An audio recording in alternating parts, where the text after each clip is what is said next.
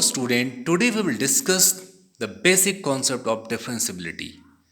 My dear friend, as we know that differentiability play a very important role in the calculation. In class 11th, we learn about differentiating polynomial and trigonometric function. Now we shall deal with the differentiation of inverse trigonometric, exponential and logarithmic function. Okay, Leibniz. Okay. Leibniz, 1646 to 1716, the renowned mathematician, was one of the pioneers who originated the concept of calculus. Right? He connected the concept of derivative with that of the slope of tangent to the curve at a point on it. Right? Okay. Let us understand the concept of derivative. Let us suppose I have fixed a ladder in a wall at a distance x from the wall, and the distance of the topmost point of the wall from the ground is y, and this ladder is making a angle theta. Therefore m equal to tan theta is called the slope of this line, equal to tan theta equal to perpendicular upon base equal to y upon x, or m equal to tan theta equal to limit x tend to 0, slight change in the y. Right, if I am moving this ladder and changing I am changing the distance y by delta y, and there is a change in x by delta x. So limit delta x tend to 0, delta y upon delta x may be written as dy by dx.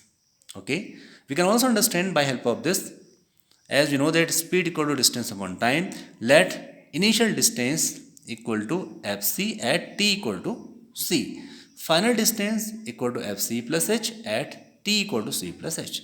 Therefore change in distance fc plus h minus fc upon c plus h minus c, c cancel, fc plus h minus fc upon h, as h tend to 0. Therefore speed equal to limit h tend to 0, fc plus h minus fc upon h equal to dy by dx. This is called differentiation. Next one, we can also just understand this by help of the concept of the slope of tangent. Let us suppose distance travel by any point when time equal to c is fc. At time c plus h is fc plus h. So slope of the tangent limit h tend to 0, fc plus h minus fc upon h may be written as dy by dx at x equal to c. Now we can understand the concept of right hand differentiability. Therefore right hand differentiability equal to limit h tend to 0, fx plus h minus fx upon h. Since h is increasing, right, in the respect of the positive change, I am writing the right hand differentiability means the change is positive. When the change is positive, when the change is negative, this is called right hand left hand differentiability. Limit h tend to 0, fx minus h minus fx upon minus h. Note, function will be differentiable if left hand differentiability equal to right hand differentiability. Okay, now let us understand it by the help of this counter example. Check whether fx equal to sin x is differentiable or not. Right? For checking it, I have to find out its left hand differentiability and right hand differentiability.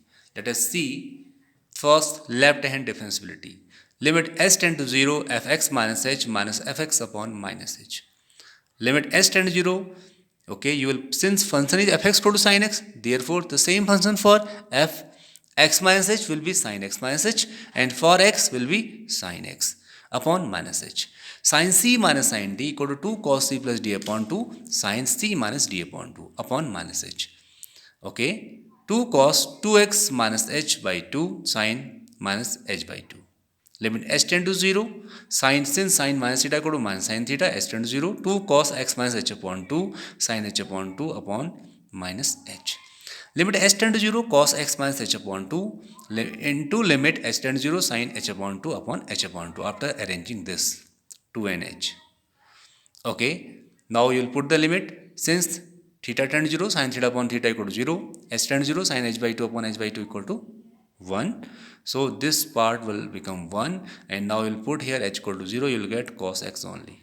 Same way, right hand limit RHT equal to limit h tend to 0, fx plus h minus fx upon h equal to limit h tend to 0, fx plus means h means sin x plus h minus sin x upon h.